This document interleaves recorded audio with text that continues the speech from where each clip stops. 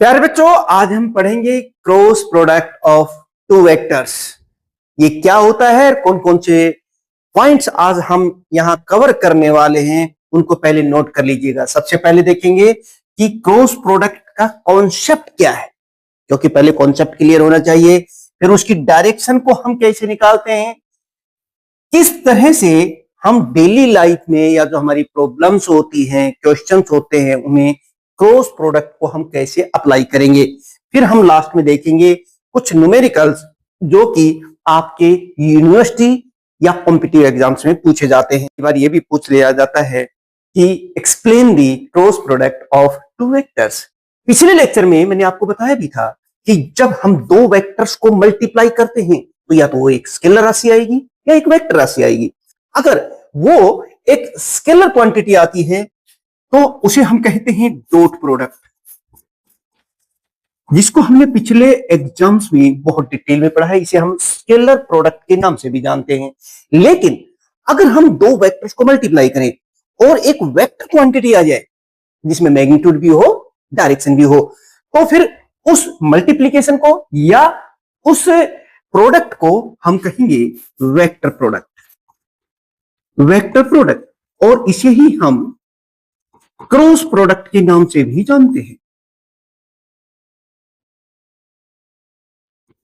और आज हम इसी क्रॉस प्रोडक्ट को डिटेल में समझने वाले हैं।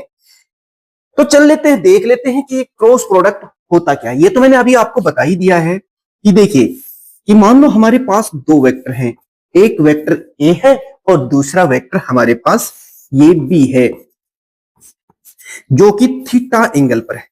अब हम इसका क्रॉस प्रोडक्ट निकालना चाहते हैं। तो अभी जैसे मैंने बताया कि जब दो वेक्टर्स को मल्टीप्लाई करें तो एक वेक्टर क्वांटिटी आई, इसका मतलब उसमें मैग्नीट्यूड भी हो और डायरेक्शन भी हो।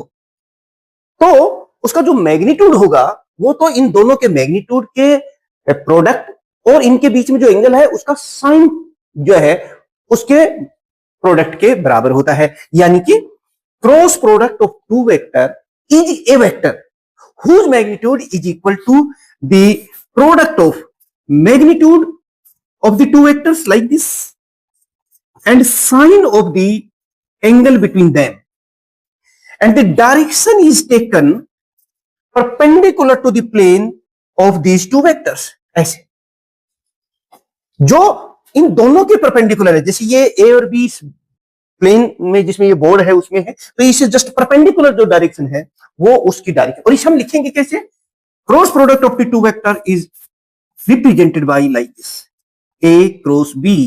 क्या बोलेंगे हम इसे, ए cross B.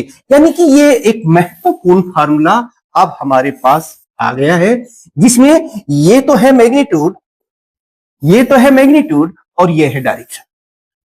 Magnitude of that vector is equal to the product of magnitude of the two vectors and sine of the smaller angle between them, and n is the unit vector which gives the direction of this cross product। समझ गए होंगे। तो चलिए definition पहले note कर लीजिएगा जो मैंने आपको बताई है, इसका स्क्रीनशॉट लीजिए और इसको नोट कर लीजिएगा।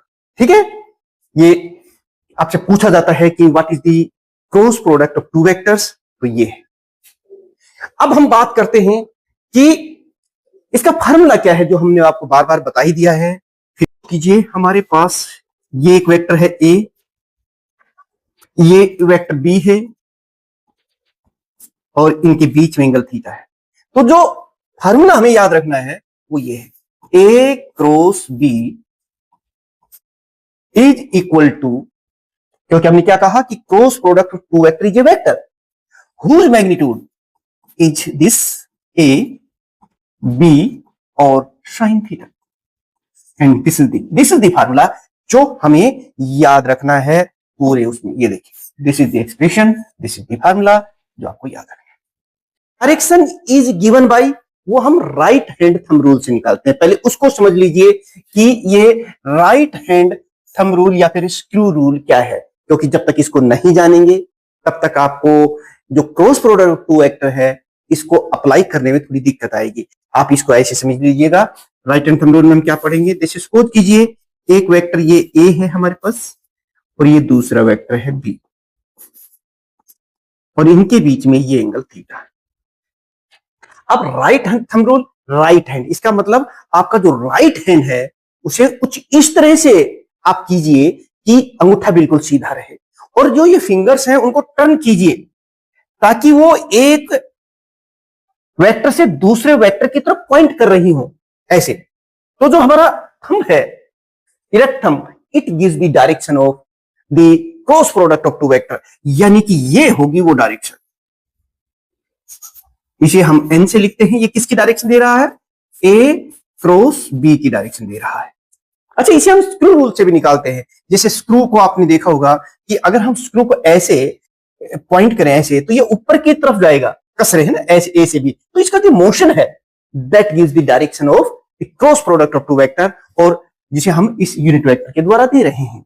What is right hand thumb rule या screw rule to find the direction of the cross product of two vectors? तो आप कहेंगे कि right hand thumb rule gives the direction of cross product of two vectors. क्या है? Curl the finger of your right hand in such a way so that the fingers turn from one vector to the another vector through a smaller angle. Then this erect thumb gives the direction of cross product of two vectors. इसे आप लिख लीजिएगा। This is the definition of right hand thumb rule.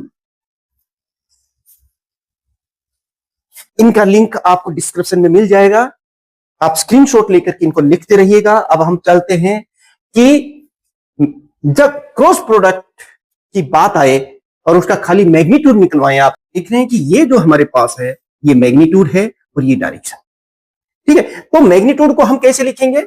Magnitude को हम लिखेंगे ए cross b, ये तो इसका मैग्नीट्यूड हो गया है, और ये किसके बराबर है? मैंने बताया ना, ये वाला a b sine theta, a b sine theta, ये है मैग्नीट्यूड। आगे हमें जरूरत पड़ेगी इसकी, आप निकाल सकते हैं। कुछ स्पेशल केसेस कर लेते हैं। फार्मूला आपको याद होना चाहिए, मैं बार बार कह रहा हूं, जब भी क्रॉस प्रोडक्ट की बात आए तो आपको वो फार्मूला। कुछ स्पेशल केसेस बहुत इंपॉर्टेंट है। सबसे पहले हम केस नंबर 1 कर लेते हैं कि अगर इफ थीटा इज 0 डिग्री, मतलब वो जो दो वेक्टर्स हैं ए और बी, उनके बीच में एंगल 0 डिग्री है, तो बताइए साइन थीटा कितना होगा? Sine theta is equal to sine 0, और साइन 0 कितना होता है? 0, ठीक है। तो अब बताइए मुझे, जब ये 0 हो जाएगा यहां पे, तो ये ए क्रॉस बी कितना आएगी? इक्वेशन 1 गिव्स हियर जो हमारा क्रॉस प्रोडक्ट है वो कितना आ जाएगा? तो देखिए प्यारे बच्चों, ये हो जाएगा हमारा ए क्रॉस बी कितना आ गया? It will become 0। यानी कि जब दो वेक्टर एक ही डायरेक्शन में हो, यानी उनके बीच में एंगल 0 डिग्री हो, या फिर वो पैरेलल हो ऐसे, तो उनका जो क्रॉस प्रोडक्ट आएगा वो 0 आएगा। समझ गए? जब न्यूमेरिकल्स में आपको यह सिद्ध करना हो कि prove that these two vectors are parallel, तो उनके बीच में क्रॉस प्रोडक्ट निकाल दीजिए और वो 0 आ जाना चाहिए। ये प्राइमरी कंडीशंस है। तो चलिए ये पता चल गया। अच्छा, आपको एक बात मैंने बताई थी, एक कोऑर्डिनेट सिस्टम में अगर हम देखें तो ये एक्स एक्सिस है, ये वाई एक्सिस है, और ये जेड एक्सिस है। मान लो इधर जो यूनिट वेक्टर होता है वो आई होता है, वाई एक्सिस की तरफ जे और जेड एक्सिस की तरफ के। ये देखिए, अब मुझे यहां से आप बताइए कि अगर मैं आई क्रॉस आई निकालू, भाई ये तो दोनों सेम डायरेक्शन में हो गए ना, तो फिर इनके बीच में एंगल कितना है? 0। तो ये कितना आना चाहिए? आप कहेंगे सर ये तो आई का मैग्नीट्यूड, जो कि हम जानते हैं 1 होता है, फिर आई है तो आई का मैग्नीट्यूड और साइन 0, क्योंकि उन दोनों के बीच में 0 डिग्री है, सेम ही है ना दोनों, और इनटू है, तो इस 0 की वजह से ये कितना हो गया? 0। फिर आप कहोगे सर आई क्रॉस आई ही क्यों? जे क्रॉस जे ये भी 0 आएगा, के क्रॉस के ये भी 0 आएगा। ये देखिए, समझ में आ गए? अब हम बात करते हैं, दूसरा स्पेशल केस कर लेते हैं इसका, कि अगर दो वेक्टर्स एक दूसरे के परपेंडिकुलर हो, यानी कि वो कुछ इस तरह से हो, एक वेक्टर ये हो और दूसरा वेक्टर ये हो, इस तरह से हो कि वो दोनों एक दूसरे के 90 डिग्री पर हो, एक दूसरे की नॉर्मल हो, तब हम कैसे करेंगे। यानी कि ये जो दूसरा है केस वो है कि if theta is 90 degree, theta 90 का मतलब समझ रहे हैं कि साइन 90 कितना होता है, ये आपको बताना होगा। साइन 90 होता है 1। तो फिर हमारा क्रॉस प्रोडक्ट क्या हो जाएगा, या यूं कहिए कि उन दो के बीच में ए क्रॉस बी कितना आएगा, ये A cross B is equal to A का मैग्नीट्यूड बी का मैग्नीट्यूड, क्योंकि फार्मूला वही है, और साइन 90 और साथ में यूनिट वेक्टर, और साइन 90 होता है 1, तो ये हो जाएगा ए का मैग्नीट्यूड बी का मैग्नीट्यूड और एन। यानी कि एक तरह से देखा जाए तो मैक्सिमम वैल्यू आ जाएगी जब दो वेक्टर्स एक दूसरे के नॉर्मल हो या 90 डिग्री का एंगल बना रहे हो, तो उनकी मैक्सिमम वैल्यू जो है यहां आ जाती है। अब आप उसकी बात कीजिए, मान लो एक कोऑर्डिनेट सिस्टम है, ये एक्स एक्सिस है, ये वाई एक्सिस है, ये जेड, जैसा कि मैंने अभी अभी बताया था। तो इधर यूनिट वेक्टर क्या होता है, आई जे और के। अब मुझे बताइए कि अगर मैं आई क्रॉस जे, ये दोनों एक दूसरे से परपेंडिकुलर ना, एक एक्स एक्सिस की तरफ है एक वाई एक्सिस की तरफ है, तो दोनों क्या हो गए हैं, परपेंडिकुलर हो गए हैं, आई क्रॉस जे हो गया यहाँ पे। तो इनका क्रॉस प्रोडक्ट क्या आएगा, ये देखिए आई का मैग्नीट्यूड जे का मैग्नीट्यूड और साइन 90, क्योंकि वो 90 डिग्री। अब बता सकते हो आई और जे के परपेंडिकुलर डायरेक्शन में कौन सा वेक्टर है। आई और जे के परपेंडिकुलर डायरेक्शन में के वेक्टर है ना, ये देखिए एक्स एक्सिस की तरफ है, जे वाई एक्सिस, इन दोनों के परपेंडिकुलर के एक्स जो जेड एक्सिस है वही तो होगा, और वो के है वो यूनिट वेक्टर है। यानी कि इसके स्थान पर हम लिख सकते हैं, क्या लिख सकते हैं इस यूनिट वेक्टर के स्थान पर, के। ठीक है, अब देखो ये कितना आ गया, आई का मैग्नीट्यूड कितना होता है 1, जे का मैग्नीट्यूड कितना होता है 1, साइन 90 कितना होता है 1, और के ये है।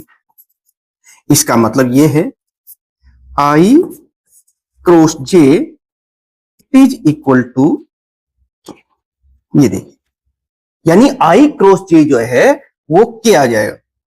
इसी तरीके से अगर हम दूसरा निकालें, जैसे जे क्रॉस के, ये कितना आएगा, जे और के परपेंडिकुलर यूनिट वेक्टर कौन सा है, आई, और के क्रॉस आई ये कितना हो जाएगा, जे।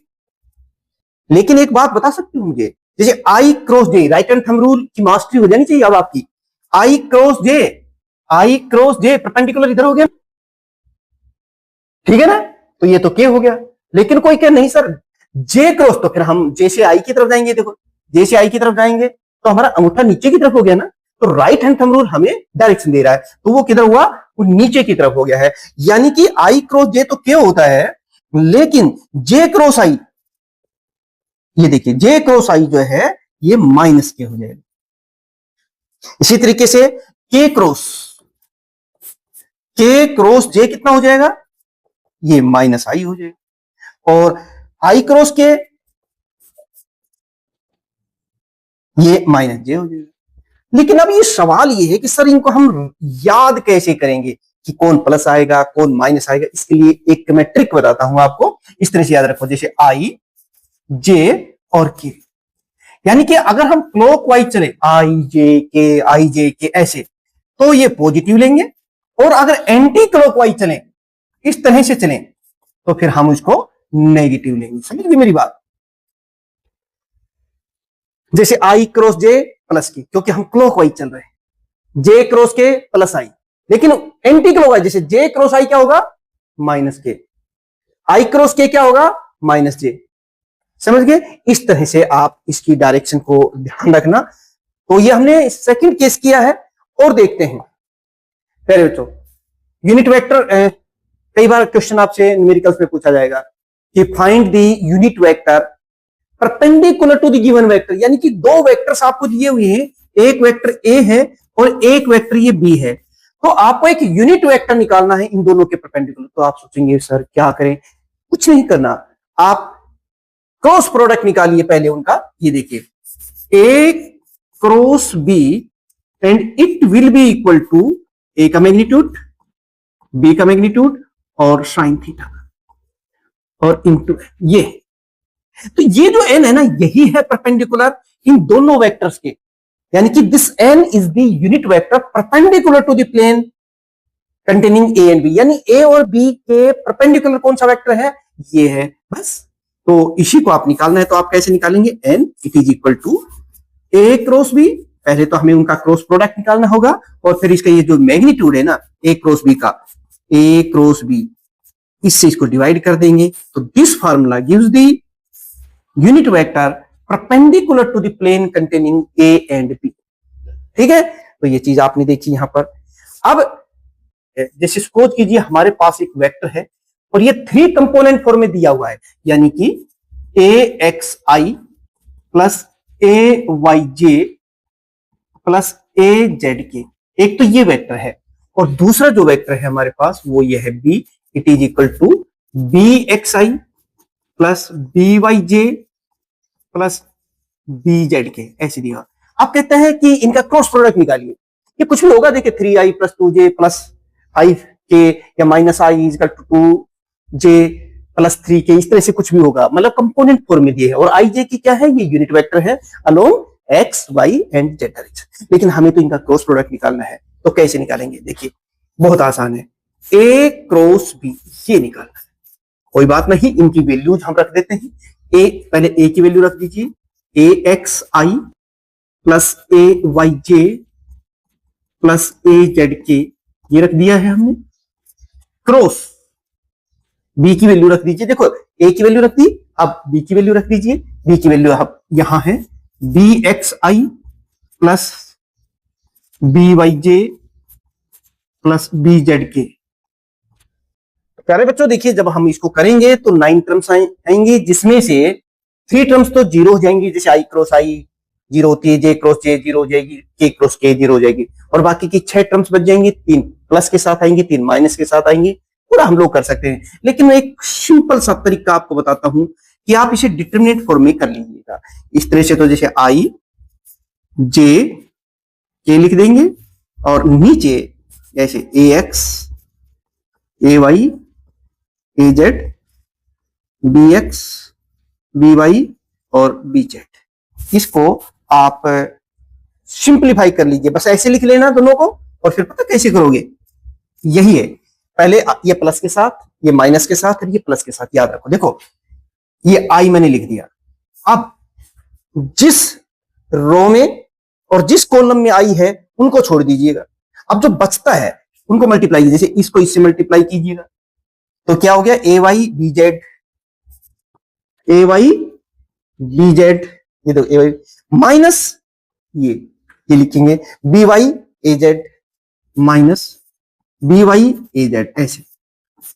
अब मैंने कहा अब आएगी बात इसकी जे की, तो ये माइनस के साथ लेंगे इसको, माइनस जे, और फिर वही जिस रो और जिस कॉलम में ये है उनको छोड़ दीजिए, बाकी को माइनस। अब देखो इनको तो हमने रोक दिया, बच कौन से गए, A X B Z minus B X A Z minus B X A Z, इस तरह से। फिर हम प्लस के साथ लेंगे, प्लस के, देखो ये प्लस के साथ, ये माइनस के साथ, ये प्लस के साथ, अब इन दोनों को हम छोड़ देंगे, क्योंकि जिस रो में और जिस कॉलम में जे है उसको तो अब छोड़ देंगे ना, क्योंकि इसकी अब हमें छोड़ना ही पड़ेगा। और ये देखिए अब इसको इससे मल्टीप्लाई करेंगे, माइनस ये, तो A X B Y minus B X A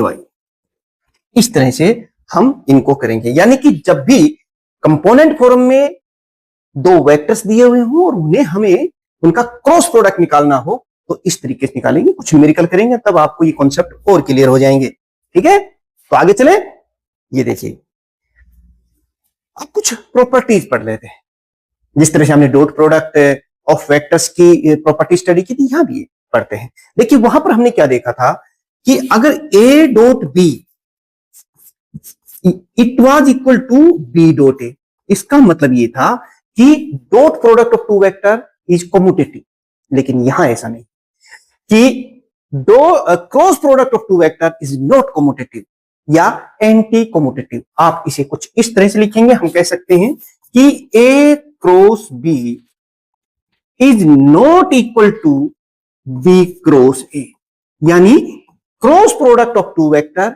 is anti commutative, it is not commutative. वैसे भी आप देखिए, ए क्रॉस बी किसके बराबर होती है, बताइए मुझे। ये होती है ए का मैग्नीट्यूड, बी का magnitude and sine of the angle between them and n. और बी क्रॉस ए किसके बराबर होगा, b cross a cross b की डायरेक्शन इधर है, तो बी क्रॉस ए की डायरेक्शन इधर है। एक प्लस में है तो एक माइनस में है, ये दोनों बराबर कैसे हो सकते हैं, ठीक है ना। यानी कि यहां हम लिखेंगे ए मैग्नीट्यूड, बी का magnitude and sine of the angle between them, and ये जो डायरेक्शन है ये ले लेते हैं, यानी कि इट इज उससे अपोजिट हो गए। ए क्रॉस बी अगर इधर है तो बी क्रॉस ई करेंगे तो राइट हैंड थंब रूल लगाएंगे, स्क्रू रूल लगाएंगे तो नीचे की तरफ जाएगा। इस तरह से हम कह सकते हैं कि भाई 10 माइनस 10 के बराबर कभी नहीं हो सकते, 1 माइनस 1 के बराबर नहीं हो सकते, तो फिर ये भी दोनों बराबर नहीं है। इसका मतलब है कि cross product of two vector is not commutative. समझ में आ गया। नेक्स्ट प्रॉपर्टी अब हम स्टडी करते हैं, क्रॉस प्रोडक्ट इज डिस्ट्रीब्यूटिव। कैसे, ये देखिए कि जैसे सपोज कीजिए ए क्रॉस बी प्लस सी, ये इस तरह से अगर हो तो इसको हम ऐसे भी लिख सकते हैं कि ए cross b plus a cross c, a cross c. इसका मतलब ये हुआ कि cross product of two vector is distributive. ये हमारी सेकंड प्रॉपर्टी होगी। अगर क्वेश्चन पूछा जाता है कि write down the properties of the cross product of two vectors, तो आपको बताना है। और देखते हैं कि अगर हम किसी स्केलर से मल्टीप्लाई कर दें, ऐसे जैसे सपोज कीजिए हमारे पास m है और इंटू ए क्रॉस बी, इस तरह से कोई बात आपके पास हो, तो हम इसको ऐसे भी लिख सकते हैं, वही रिजल्ट आएगा कि m ए, इसको इससे साथ मल्टीप्लाई कर दें और फिर ऐसे। ये जो m है ये कुछ स्केलर क्वांटिटी है, 2, 3, 5 या जो भी कुछ हो सकता है। तो इसका मतलब है कि इस तरह से हम इनको मल्टीप्लाई करेंगे। ये प्रॉपर्टी भी आपको समझ में आ गई होगी, नोट करते जाइएगा। और नेक्स्ट देखिए, एक इंपॉर्टेंट पॉइंट है प्यारे बच्चों कि ये एक तरह से एप्लीकेशन भी है हमारी cross product of two vectors की। ये क्या कहता है कि जैसे कोई पैरेललोग्राम है हमारे पास, ये एक डायरेक्शन है, ये दूसरी साइड है किसी पैरेललोग्राम की, और ये इस तरह से, और इन दोनों के बीच में ये जो एंगल है ये थीटा है। ये ए बी एक साइड है और ये ए वेक्टर के द्वारा रिप्रेजेंट की जा रही है, और ये बी वेक्टर है और ये ए सी साइड से रिप्रेजेंट कर रहे हैं। इसको हम डी कहते हैं। ये कहना चाह रहा है कि area of the parallelogram is equal to the magnitude of the cross product of two vectors which are represents the two adjacent sides of the parallelogram। इसको आप इस तरह से समझ लीजिएगा कि A क्रॉस B, इसका जो मैग्नीट्यूड है, खाली मैग्नीट्यूड, क्योंकि एरिया तो एक स्केलर क्वांटिटी है ना, तो ये किसके बराबर है, A का मैग्नीट्यूड, B का मैग्नीट्यूड और sine of the angle between them, ये है खाली मैग्नीट्यूड। अब ये जो एरिया है ये किसके बराबर आना चाहिए, it is equal to the area of parallelogram whose two adjacent sides are represented by these two vectors, जिनके बीच में हम ये क्रॉस प्रोडक्ट निकाल रहे हैं। तो प्यारे बच्चों बताइए आप मुझे, यहां से हम एक परपेंडिकुलर ड्रा कर देते हैं, M C M is perpendicular on A. अब यहीं से आप बताइए कि क्रॉस प्रोडक्ट किसके बराबर है, A cross B is equal to A का मैग्नीट्यूड, बी का मैग्नीट्यूड और sine of the angle between that. ये इन ट्राइंगल ए सी एम, मुझे तो ये बताइए, in triangle a c m what is the value of sine theta, it is equal to perpendicular upon hypotenuse, यानी कि c m divided by b, ये b है ना, ये तो सी एम कितना हो गया यहां पर, c M is equal to b sine theta. याद रखिएगा यहाँ बी साइन थीटा, यानी कि जहां बी साइन थीटा है इसके स्थान पर हम क्या लिख सकते हैं, सीएम। और ए किसके बराबर है, ए बी के बराबर है, जो कि बेस है, ये तो बेस है, और ये सीएम है, सीएम ये हाइट है परपेंडिकुलर, यानी कि base into perpendicular, base multiply by perpendicular, और यही तो होता है एरिया ऑफ पैरेललोग्राम। तो ये जो है इसका खाली मैग्नीट्यूड की हम बात कर रहे थे, ए क्रॉस बी।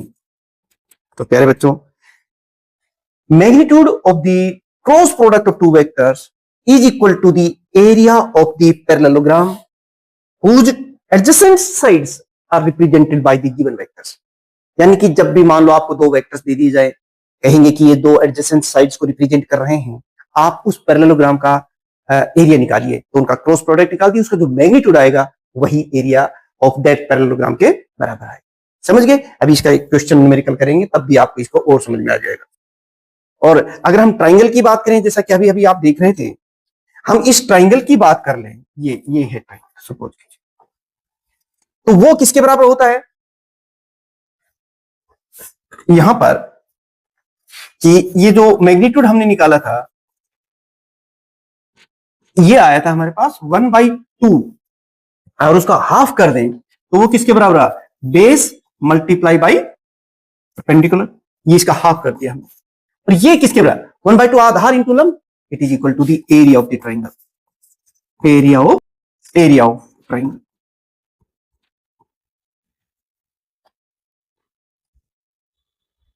तो ये half of the magnitude of the cross product of two vectors के बराबर होता है, अगर वो उस त्रिभुज की दो एडजेसेंट साइड्स को वो दो वेक्टर जो है रिप्रेजेंट कर रहे हैं। अब थोड़ा आगे हम लोग चलते हैं कि कई बार जब आप क्वेश्चंस करेंगे तो टॉर्क, क्रॉस प्रोडक्ट के क्रम में अगर हम टॉर्क निकालना चाहें तो कैसे निकालेंगे, ये देखिए जरा, ये इसको हम इस तरीके से लिखेंगे, ये जैसे कोई चीज, ये है हमारे पास एक बॉडी, यहां से देखिए ये आर है और इस पर फोर्स लग रहा है,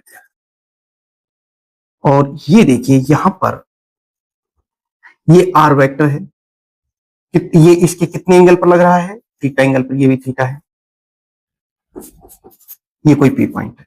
तो जो क्रॉस प्रोडक्ट होगा टॉर्क किसके बराबर, टॉर्क को हम टॉ से लिखते हैं, and it is equal to, देखिए फोर्स इंटू परपेंडिकुलर डिस्टेंस, यही तो लिखते हैं, यानी कि एफ इंटू परपेंडिकुलर, यही होता है। तो ये परपेंडिकुलर जो ओएम है in triangle OMP, can you tell me what is the value of sine theta, it is equal to OM divided by r. तो ओएम कितना आ गया यहां पर, आर साइन थीटा के बराबर। मैं वही तो बात कर रहा था कि force into r sine theta, यानी कि वही आर क्रॉस एफ, ऐसे भी हम इसको लिख सकते हैं, यानी कि torque is equal to the cross product of radius vector and the force. तो जब भी फार्मूला दो वेक्टर दे दिया, उनका रेडियस वेक्टर दे दिया है और फोर्स दे दिया है, और कहे कि उस बॉडी पर कितना टॉर्क एक्ट करा है निकालिए, तो आप उनका क्रॉस प्रोडक्ट निकाल दीजिएगा, it gives the torque acting on that particular body. यही नहीं, ऐसे ही आप एंगुलर मोमेंटम भी निकाल सकते हैं कि जो एंगुलर मोमेंटम होगा that will be equal to r cross p. ये वाला फार्मूला आप लिखेंगे यहां पर, ये भी आपको याद होना चाहिए क्योंकि न्यूमेरिकल्स में काम आएगा। इसी तरीके से आप जैसे मैग्नेटिक फोर्स, जब कोई चार्ज पार्टिकल मैग्नेटिक फील्ड में मूव करता है तो उस पर एक फोर्स एक्ट करता है, तो उस फोर्स को हम कैसे निकालेंगे, ये देखिए, that force equal to q into v cross b. ये देखिए ऐसे, यहां भी क्रॉस प्रोडक्ट आ रहा है, इनको डिटेल में हम आपको बताएंगे। This equation gives the force acting on a charged particle which moves in a magnetic field. V is the magnetic field. Q is the charge on that particular particle, and V is the velocity by which the charged particle moves in that magnetic field, and F is this force. ये भी आज याद रखना, ये formula आपको पता होना चाहिए। नेक्स्ट देखिए, अब हम जितने भी फार्मूले अब आपको बता दिए हैं, इन्हीं को यूज करेंगे और न्यूमेरिकल्स करेंगे जो आपके यूनिवर्सिटी एग्जाम में, आपके कॉम्पिटिटिव एग्जाम में पूछे जा सकते हैं। न्यूमेरिकल करना बहुत आसान है। मैंने बताया था आपको कि पहले आपके कॉन्सेप्ट क्लियर होने चाहिए। अगर ये जितना अभी तक मैंने आपको बताया है वो समझ में आ गया है, उन बच्चों को जरूर समझ में आ गया होगा जिन्होंने इस लेक्चर को पूरा देखा है। लेकिन जिन्होंने नहीं देखा, उनके कॉन्सेप्ट क्लियर नहीं हुए होंगे, तो उसको एक बार फिर से देख लीजिएगा, ठीक है। तो और फिर उसके बाद बस एक बार इस प्रॉब्लम को समझ लीजिएगा। भाई किसी प्रॉब्लम का सॉल्यूशन कैसे होगा, पहले हम उसे समझेंगे ना, तो पहले इसको समझिए, फिर इसमें जो दिए ना उनको लिखते जाइए, रफली डायग्राम बनाते जाइए, फिर कोई ना कोई फार्मूला आपके दिमाग में आ जाएगा। अप्लाई लगा दीजिए, उसकी जो न्यूमेरिकल वैल्यू है वो रख दीजिए और सिंप्लीफाई कर लीजिए, कैलकुलेट कर लीजिए, आंसर आ जाएगा। चलिए पढ़ते हैं। पहला step, calculate a unit vector which is perpendicular to the and b, also find the sine of the angle between them. ये कैसे निकालेंगे? देखिए एक वेक्टर आपको मैं सॉल्यूशन कर रहा हूं इसका, बहुत आसान है। पहले देखिए जो चीज गिवन है ना वो लिख लीजिए।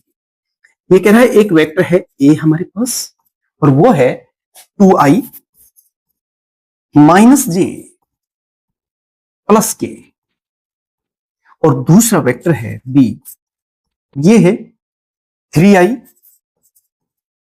प्लस 4j माइनस के। ये देखिए, ठीक है। और हमें यूनिट वेक्टर निकालना है n, जो कि दोनों के परपेंडिकुलर है। मैंने बताया था ना कि कौन सा फार्मूला इसमें लगेगा और फिर उन दोनों के बीच का जो साइन है, साइन थीटा, वो निकालना है। तो देखिए जो क्रॉस प्रोडक्ट का हमने जो फार्मूला आपको बताया था, ए क्रॉस बी, वो क्या होता है? A cross B is equal to A B और साइन थीटा, और ये है n. This is the unit vector which is perpendicular to both A and B. तो एन की वैल्यू निकालनी है ना हमें, तो एन कितना हो जाएगा? ए क्रॉस बी और नीचे ए बी साइन थीटा, यानी कि ए क्रॉस बी इसका मैग्नीट्यूड, ये बस। तो हमें पहले ए क्रॉस बी की वैल्यू निकालनी होगी, और मैंने आपको बताया था कैसे निकालेंगे ए क्रॉस बी, बताइए। वही डिटरमिनेट फॉर्म में ऐसे लिख दो, आई जे के, ठीक है। और नीचे इनकी जो वैल्यूज हैं वो रख दीजिए। कितनी है? देखो ए के साथ का कोफिशिएंट है वो 2 है, -1 और फिर 1। ये देखिए 2 -1 1 लिख दिया। नीचे बी के क्या कोफिशिएंट्स हैं आई जे के? 3 4 और माइनस। अब आप कर सकते हैं इसको कैसे, सिंप्लीफाई कर लीजिए। वही तरीका, पहले आई, जिस रो और कॉलम में आई है उसको तो छेड़ो ही ना। ये देखिए ऐसे बच कौन से गए, इसको इससे मल्टीप्लाई करो। 1 को 1 से मल्टीप्लाई करेंगे तो 1 ही आएगा, साइन क्या हो गया? प्लस हो जाएगा दोनों में। -4 और माइनस आएगा ही, देखो 4 आएगा ना, इसको इससे मल्टीप्लाई कर रहे हैं और इसको इससे, -4 आएगा, 1 -4, ये हो गया।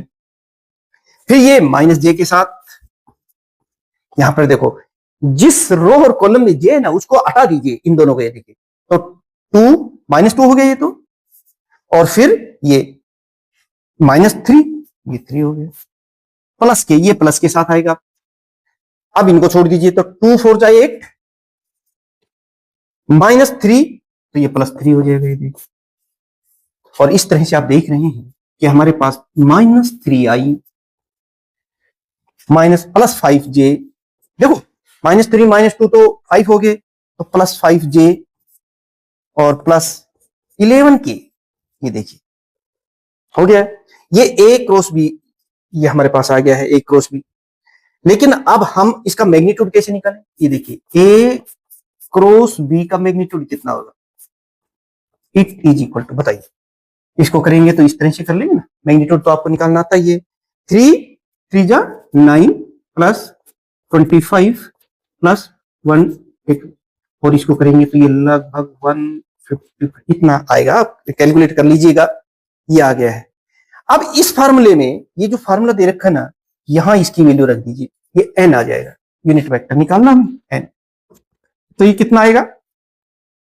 ए क्रॉस बी, ए क्रॉस बी तो ये निकाला ही था हमने, ये रहा -3i, देखो +5j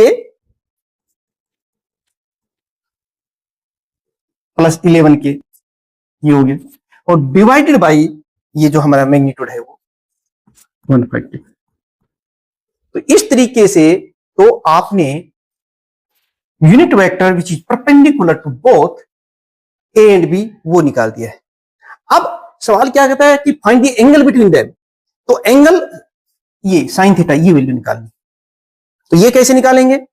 ए क्रॉस बी हमें पता है, साइन थीटा की वैल्यू हमें निकालनी है, तो इसको हम कैसे निकालेंगे वो देख लीजिएगा। थोड़ा सा मैं आगे करता हूं उसमें, बताइए। ये A cross B it is equal to A का मैग्नीट्यूड, बी का मैग्नीट्यूड और साइन थीटा, यही तो है। हमें निकालना है साइन थीटा। तो साइन थीटा कैसे निकालेंगे? A cross B divided by A का मैग्नीट्यूड और बी का मैग्नीट्यूड। मैं खाली मैग्नीट्यूड की बात कर रहा हूं यहां पे, ये इसका मैग्नीट्यूड है। कैसे? अभी अभी हमने ये तो अभी निकाला था, ये कितना था जरा बताइएगा मुझे। ए क्रॉस बी का मैग्नीट्यूड अभी हमने किया था और वो आया था 155। याद कीजिएगा, थोड़ा देखो पीछे, ये देखिए ए क्रॉस बी का मैग्नीट्यूड कितना था, √155। अब हम ए का मैग्नीट्यूड और निकाल लेते हैं। देखिए ये जो ए है ना, इसका मैग्नीट्यूड कैसे निकालेंगे, मैं यहां से देखिए आप, ए का मैग्नीट्यूड बहुत आसान है, ऐसे कर लेंगे। इस आई का जो कोफिशिएंट है इसका स्क्वायर 2 जा 4 +1 +1, तो ये कितना आ गया है, √6 आ गया है। ठीक है। और तो अब हम वहां पर जहां हमारी जरूरत है, यहां पर ये देखिए हमें ये भी पता चल गया कितना है, √6 है। एक और चाहिएगा हमें, क्या?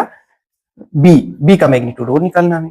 मैग्नीट्यूड कैसे निकालेंगे? देखिए बी का मैग्नीट्यूड बहुत आसान है, वही आई का जो कोफिशिएंट है उसका स्क्वायर 9 + 16 +1 और ये लगे 25, ये √26 आ गया है। तो प्यारे बच्चों ये भी रख दीजिए आप वहां पर। हमारे पास डिटेल आती जा रही है। बी का मैग्नीट्यूड कितना आ गया है, ये आ गया √26।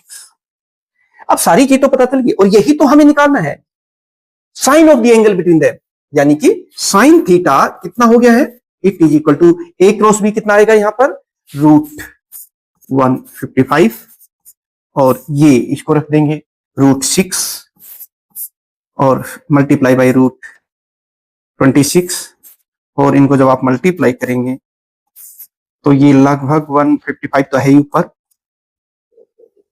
ये 156 के करीब आ जाएगा। और इस तरीके से हम sine of the angle between them निकाल सकते हैं। यानी कि अगर आपके कॉन्सेप्ट क्लियर हैं तो उसको अप्लाई करना और उसके न्यूमेरिकल्स करना मुश्किल नहीं है। इसको हम करें कैसे, इसका आंसर क्या है, ये देखिए। चलिए सबसे पहले हम बात कर लेते हैं a dot b. A dot b ये किसके बराबर होता है, डॉट बी किसके बराबर है, चला देख लीजिएगा। ए का मैग्नीट्यूड, बी का मैग्नीट्यूड और कोस थीटा। खाली हम मैग्नीट्यूड की बात करें तो ए डॉट बी इसके बराबर है और हम इसका स्क्वायर कर देते हैं, यानी कि ए डॉट बी का स्क्वायर। बता सकते हो कितना आ जाएगा, ए का स्क्वायर, दोनों तरफ स्क्वायर कर दीजिए, बी का स्क्वायर और कोस स्क्वायर थीटा। ये देखिए एक इक्वेशन तो ये आ गया। और अब हम निकाल लेते हैं ए क्रॉस बी। तो ए क्रॉस बी किसके बराबर है, it is equal to A b sine theta into n, ये एन डायरेक्शन। लेकिन अब हम इसके खाली मैग्नीट्यूड की बात करें तो ए क्रॉस बी, ये खाली मैग्नीट्यूड जो है तो वो तो यही है ना, इतना सा पोर्शन है, डायरेक्शन का अगर हम हटा देते हैं तो ये हो जाएगी ए बी साइन थीटा। इस तरह से इसका स्क्वायर कर दे, जैसे सपोज कीजिए ए क्रॉस बी का स्क्वायर, ये कितना जाएगा, यह जाएगा ए का स्क्वायर बी का स्क्वायर और साइन स्क्वायर थीटा। ये इक्वेशन नंबर 2 आ जाएगी।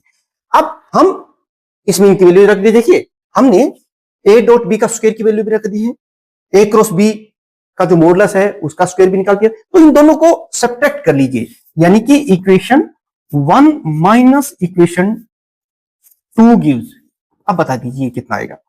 तो देखिए ए डॉट बी इसका स्क्वायर है, ये लेफ्ट साइड में ना, यही लिख दिया, माइनस ये माइनस ए क्रॉस बी इसका भी स्क्वायर और इनकी वैल्यूज रख दीजिए।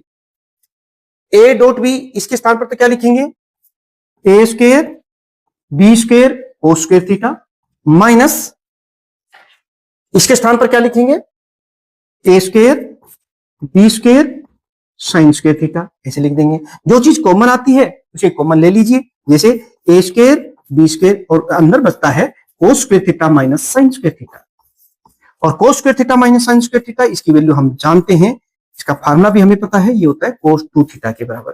तो इस तरह से ये इसका आंसर आ गया है।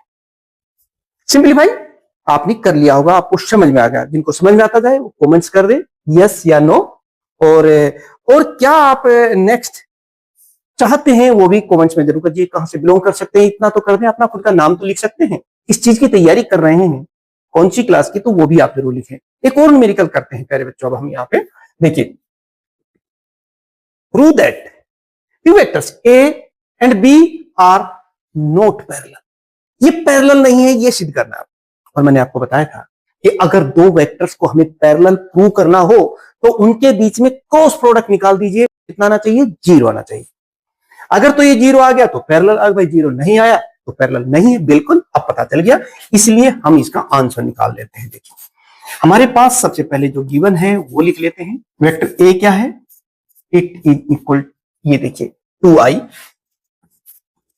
माइनस 3j माइनस 3, ये तो ए है। और जो बी वेक्टर हमारा है वो ये है minus 6i plus 9j plus 8k।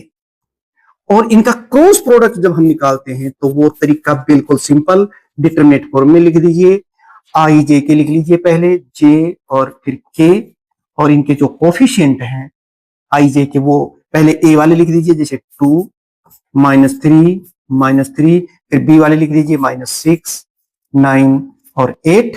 और आप इन्हें सिंप्लीफाई कर लीजिए।